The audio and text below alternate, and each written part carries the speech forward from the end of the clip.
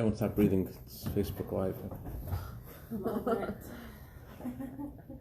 So this politician gets elected into office, and he tells his mother, his Yiddish mother, "Mom, I just got elected." So his mother says, "Honestly?" His face fades. "Please, Mom, not now."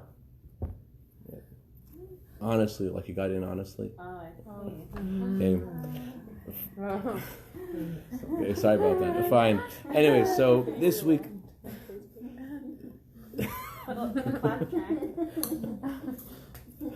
Okay, listen. This week we're reading about the story of the daughters of Tzlafchad. Torah says that the daughters of Tzlafchad were tzaddikim, they were righteous, they were smart, and they came to Moshe Rabbeinu, they came to Moses with the following claim. They said, "Our father has died, and there is no sons to inherit. Usually only sons inherit, and there are no sons. It's only us. It's only Chaglam, Milk, and Leah, and Sirsa. Hello? Only we are there. So what should we do? Can't we get the inheritance?" So Moshe Rabbeinu says, "I don't know. Let me ask Hashem."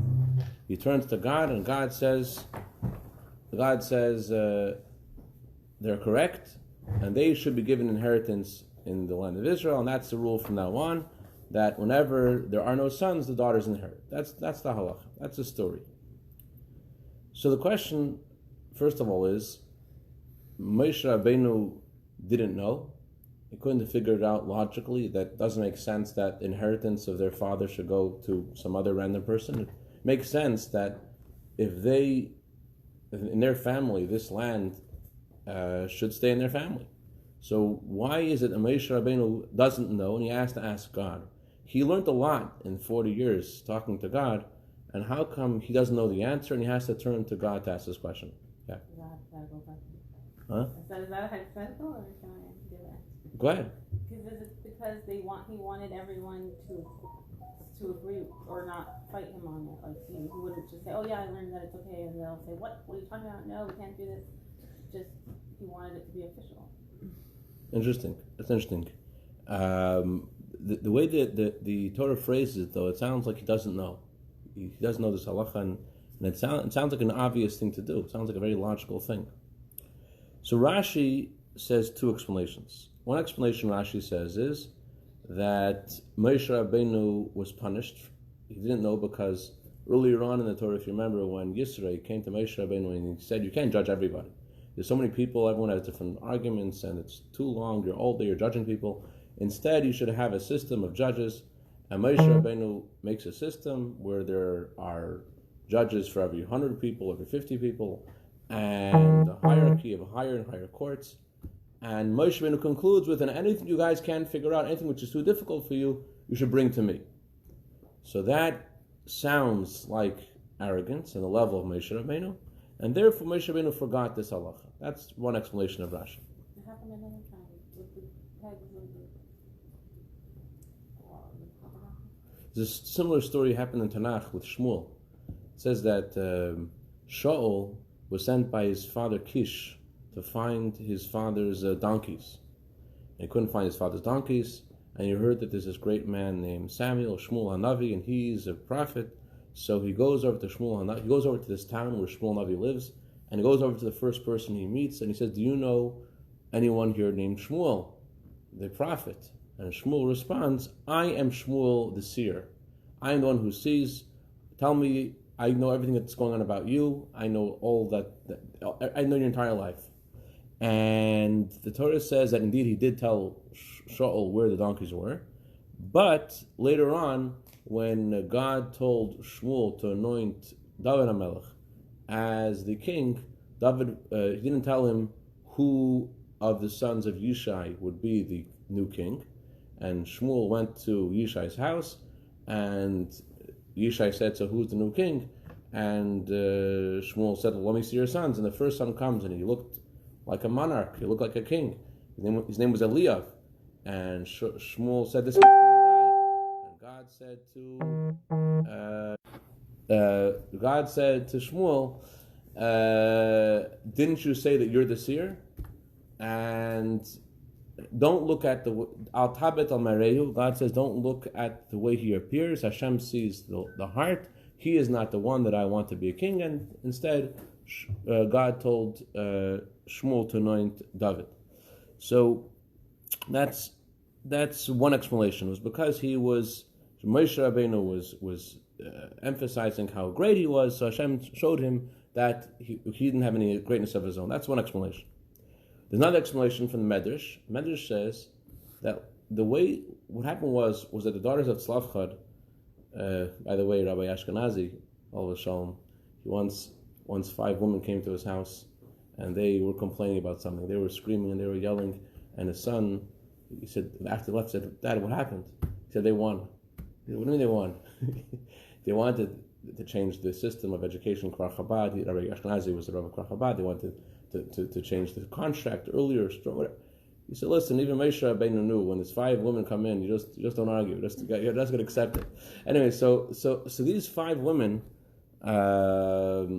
they first went to one level of the circuit of the courts. That circuit said, "Well, we don't want to say the halacha. There's a greater courts than us. This is a hard question. Let's pass it on to the next circuit." And then he went to the higher court, and the higher court, until he went to Moshe Rabbeinu. So Moshe Rabbeinu saw every single court was deferring to those above him. So Moshe Rabbeinu did the same, and said, I also need to defer to God. So it was out of humility that Moshe Rabbeinu said, let me defer to God. It wasn't because he actually didn't know the answer. So basically we have 2 answers to our question. One answer is Rashi's answer, that Moshe Rabbeinu was punished, that's why he didn't know the answer. And the answer to the Medrash, Moshe Rabbeinu did know the answer, but he was just being humble. Another explanation of Rabbeinu Bachai. But to understand Rabbeinu Bachai's explanation, we have to look at a little intro. What do you think about objectivity? Can you really be objective about any question? Can you really look at something and be totally objective and look at it? Is objectivity a real thing? Or is it something like truth and justice, which are just like words, but no human being can really be absolutely true, absolutely objective? I mean, everyone has a cognitive bias, our senses and the way we think and the way we see.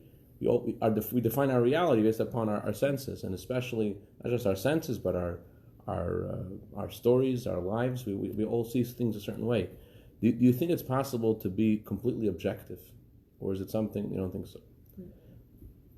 What if you address both sides and you don't necessarily go on one side? Is that being objective or no? Assuming there's 2 sides, not 100 sides, but it definitely takes objectivity to see both sides. The Tzemach Tzedek once said that a child's mind is like a small cup, and an adult's mind is like a big cup. A child's mind only can fit one idea. When I'm hungry, the child's hungry, so therefore everything is around I'm hungry. But an adult could also see other angles to something. So it takes a broader mind to see different angles. But the bottom line judgment call could be determined based upon even the angles that you're seeing might be because of your experience, but not really what's going on. A friend of mine told me that he went with his wife for a honeymoon, and they went to some museum in Manhattan, a very famous museum. And everyone was looking. It's a museum that goes in a circle up. You know which museum I'm talking about? Mm-hmm. Which one? I don't know what it's called, but you view it kind of like the Museum of Torah as it goes around. So they got to the top, and everyone's looking at this artifact. And then this guy is from the Bronx. He says, "Trash can." That's what it was. It was a trash can. So everyone thought it must be another piece of art. I mean, it probably was a nicer trash can than other trash cans that goes in this museum, but it just was a trash can. So we are biased. There's a famous parable they say about the people of Chelm. People of Chelm were very, very intelligent, but people give them bad rap because they're so intelligent, so they say bad things about them. The people of Chelm heard about this new invention in Moscow. There's a train in Moscow. And they didn't believe it, so they sent a delegation to see, is it really true? Is there really a train in Moscow? They couldn't believe that something can go without a horse. How can anything move without a horse? So the delegation examined the train, looked at the train, they came to the conclusion, it's all a hoax, it's not going to move. And what happened is that the train indeed moved, and boy did it move. And the people of Chelm, the delegation got together, and they were trying to figure out how this is possible, how could this train go? and they came back, and they huddled together, and they discussed it, and they figured out that there really no such thing as something moving without a horse. This is a tiny little horse. It's invisible, and nobody could see, and that's why the train was moving. Similarly, people think that objectivity is impossible. It's not possible for us to look at things completely objective. There always has to be some kind of bias, and there is a room for that idea in the Torah. In fact, we'll see, it's not just room for that, but the Torah really draws our attention to how many of our decisions that we wouldn't even think come from somewhere that has some less than altruistic motive. The Gemara discusses the following scenario. We know that every year there's 12 months, and sometimes we add a month. We add a 13th month, the month of Adar. Sometimes there's one Adar, sometimes there's two Adars. So in the time of the temple, the way they determined whether or not to add a month was based on circumstance. Sometimes the people had to travel to Jerusalem for Pesach, for Passover, and they wanted to make sure that everyone could make it. So if the roads were treacherous because there was a lot of rain, so the court would say, okay, let's add another Adar. It's too hard, we can't make Pesach, now let's do another Adar. It gives more time, Pesach cleaning. Not true? You have to be there, it says in the Talmud. Anyways, so there are certain people which weren't kosher to be judges. I'm sure women couldn't be kosher because everyone would say, at least give me another month, come on, Pesach right away. Anyways, but the other people that weren't kosher was a king wasn't kosher, and a Kohen Gadol. Why king? The king says because a king, he has to pay the soldiers. He pays the soldiers by the year, so it's cheaper if there's 12 months to the year. If there's 13 months to the year, then he pays them by the year, so he would always want an extra year. No, he pays them by the month. He would always want the year to be shorter, because he pays them for the year. So it would be longer, so it's more months per year. So 1 month per You get more year. time. No, it's opposite. Monthly. I made a mistake. He wants the year, It's monthly, no. pays them monthly. No, yearly. You pay them No, yearly, overtime. and then if And then it's if there's more, extra months, then it's you less got a deal. payment. Yeah. So it's good for that. Yeah, it's It's good less- if it's 13. It right? pushes Good if off it's the next 13, year's yeah. payment. It's Gives good him if he time. gets 13 in So 1 so year, invest in because that. then he's already paid for the entire it's a few time. months basically. Okay, go on. So if it's, yeah. I'm glad you figured it out. I don't understand it. I'll have to look it up. Anyway, so there's another person that can't be kosher. The other person that is not accepted into the court is a Kohen Gadol, the high priest. Why not? The high priest, yeah, Because he wants to push off Yom Kippur. right. He doesn't want to die. Very good. Not because that's not. No, That's what happens. Fine, the first thing. You're close. He wants to push off Yom Kippur. It's about Yom Kippur. You're right, but it's not about not wanting to die. Yeah, he wants Yom Kippur to be actually sooner, because if there's an extra month, what's going to happen? You're going to have to go to the mikveh on Yom Kippur 5 times, and it's going to be freezing. So he's not going to want to. Can't be objective, because even though it's Yom Kippur, and even though it's a holy of holies, and even though he's such an altruistic holy person, who wants to go to a cold mikveh? So therefore, yeah, really. That's and I'm making it up in the Because it's colder after the fall? Right. Later? Right. It's winter. So he cannot be accepted in court to determine whether or not another month should be added to the year, because he is biased. The Rebbe actually once said that you might say about the Kohen Gadol that a woman's not allowed to take a shower immediately after mikveh, but a man can. So he could have taken a shower, and still he was biased, and he wouldn't want to have a cold mikveh even for a second to go in the hot cold water, and therefore he's not accepted in the court.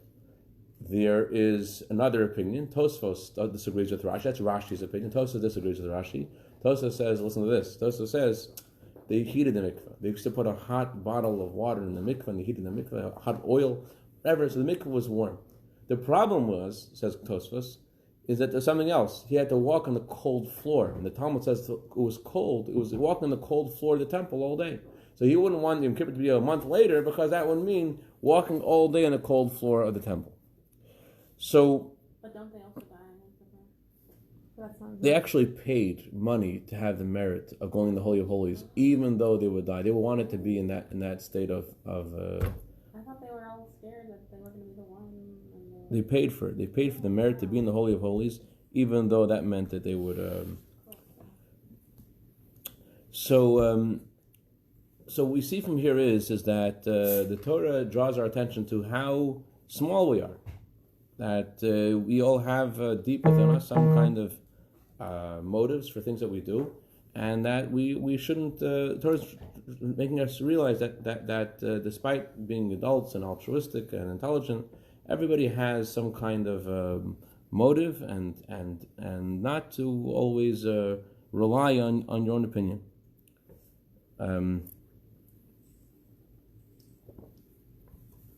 Yankel was in a court case against Shmerel, and a lot of money was involved. So he asks his lawyer, does he think it's a good idea to bribe the judge? Terrible idea. What do you mean, terrible? I'll send them a case of mashka, a case of whiskey. It will be great, and the judge wants to be on my side. The lawyer says, I'm telling you, this judge, he hates bribes. He will be so upset. So He's going to send it from the other guy. Ah, very good. Excellent. Exactly what he did. And that's what worked. Very good. So the Talmud says a few stories about bribes. Talmud says that there was some very slight things. No one would think that anyone would possibly be influenced by it. But the Talmud says that these great sages were biased. Not they were just being holy and righteous. They actually were biased because of these very slight things that happened to them. The Gemara says about Shmuel. Shmuel was traveling across a river, and someone gave him a hand. And Shmuel says, I cannot be a judge in the court case with you. A maimar, a feather fell on his head, and someone was listening to his class, and he blew the feather off. Maimar said, don't bring any court cases to me. Mar Ukva once spat on the floor, and someone covered the spit. Maimar Ukva says, I am no longer a kosher witness for you. Shmuel Rabbi Yossi, the Gemara says a famous story of Shmuel Rabbi Yossi. Shmuel Rabbi Yossi had a sharecropper, someone who worked in his field, and we used to give him a share of the fruits. And one week, instead of bringing him the fruits on Friday, he brought him the fruits on Thursday. Why are you bringing me the fruits today? So he told him, because tomorrow I have to come to court. Since I have to come to court, so I don't want to make another trip tomorrow, so I brought them today. So Shmuel Yossi said, I can no longer be the judge in this court case, because even though these fruits were his, and even though he got the fruits anyways, just was a day early, but he felt bribed by that. To the extent, the next day, the other rabbis who were judging the court were judging them. He passed by the courthouse, and he was thinking to himself, as he's listening to the various arguments in the court case, he's like, why doesn't my sharecropper say this? He felt himself leaning towards his sharecropper, and actually was bribed. He actually did feel that this guy was. Let's see if you know this one. So this boy is in school, and he attaches a $100 bill to his test, and he writes on the test $1 for every point. And the teacher gives back the test and gives him a 60 with $40 change. Okay. Anyway, so there are things that we may not realize that we're biased in, but we are. So getting back to our question about Moshe Rabbeinu, and how come Moshe Rabbeinu felt he couldn't know the answer to this question? He felt bribed. Why did he feel bribed? The daughters of Slavchad introduced their claim with these words: "Our father sinned," and that's why he died. The reason he died was, according to many opinions, is because he was the famous wood gatherer. He gathered wood on Shabbos, so it was because of that sin. But they said it wasn't because he was rebelling against you. He wasn't part of the people that rebelled against you with Korach. So even though that event happened 38 years earlier, right in the beginning of the Jewish people's journey in the desert, and even though Moshe Rabbeinu didn't need anybody to tell him that he was correct, Moshe Rabbeinu relied only on God, and yet he felt, because they said that our father wasn't rebelling against you, Moshe Rabbeinu felt that he was slightly biased towards them. And therefore Moshe Rabbeinu said, I cannot answer this question. So it's really an incredible thing, because think about it. Moshe Rabbeinu, he's Moshe Rabbeinu, he is completely altruistic, he's totally, and yet he still feels like he can't possibly know. Well, how convenient for him that he just asked Hashem. Exactly. So what are you supposed to do? So the first thing you're supposed to do is, the Gemara says, A person should always be soft like a reed, never hard like a cedar. Those are the words of the Gemara. Soft like a reed, always. Something that's soft. So, then it bends the wind, right? So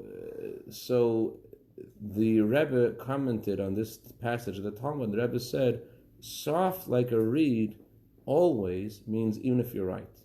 Even if you're right, and you know you're right, you have to hear the other opinion. There's maybe something that your husband is saying that you don't know. I didn't know we were thinking about husband.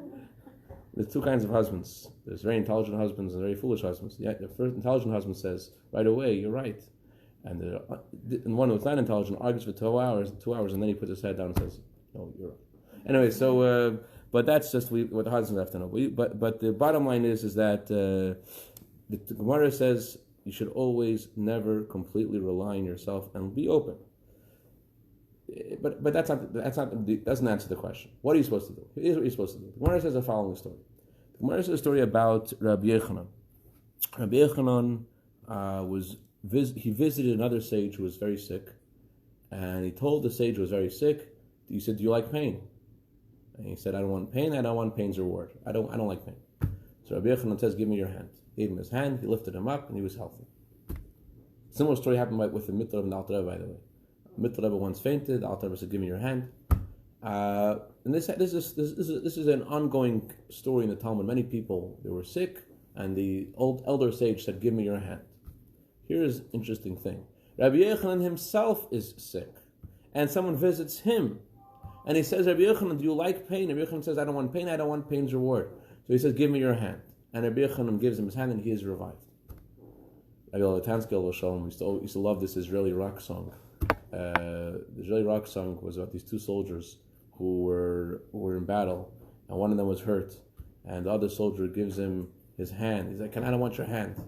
He gives him his rifle. "I don't want your rifle." Then he gives him a l'chaim. He says, "Oh, that I could take." And they said l'chaim together. Anyways, the point, not always does someone want to get help, but that's not the point I wanted to say. The point is, Rabbi Yochanan, why couldn't he lift himself up? And the answer, the Gemara says, is a very short answer, but very deep. The Gemara says, a person cannot free himself from prison, which means that everyone is living in a little prison. Everyone's in their own prison. You can't get out of your own prison. You can't be completely objective. You can't see the whole perspective. You just can't. And therefore, what does the Torah say to do? The Torah says that even though we know no one's as smart as you, but yet the Torah still says, "Aseh l'charaf," to make for yourself a mashpia. A man should make a man a mashpia, a woman should make a woman a mashpia, and not because a person's biased. And the Rebbe used these words. He says, "It's a bakasha nafshis, it's a request from my soul."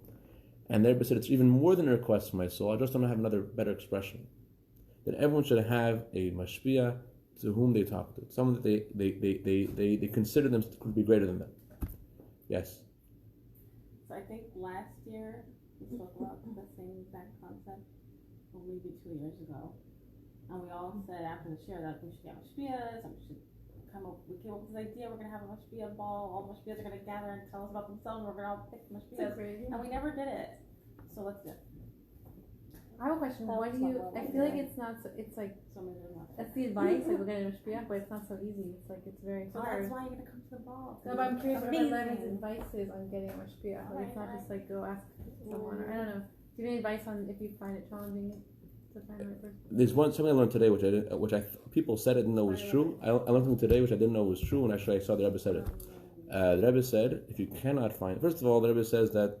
In other places, the Rebbe says that you should make an effort and don't say you can't find anybody. And but in addition to that, I saw today something interesting. I thought people always said this. I never knew the Rebbe actually said. The Rebbe said, if you can't find someone that's greater than yourself, find someone that's not as great as you, because at least it's not you. At least it's someone that's not biased. It may be someone who's not doesn't have as much love for Hashem, love for fellow Jew as you, doesn't have the same reverence, but at least you're not relying completely on yourself. So the role of the mashgiach is to like tell them what you're going through and they give you advice? Very good question. It's a very good question. I'll tell you why it's such a good question.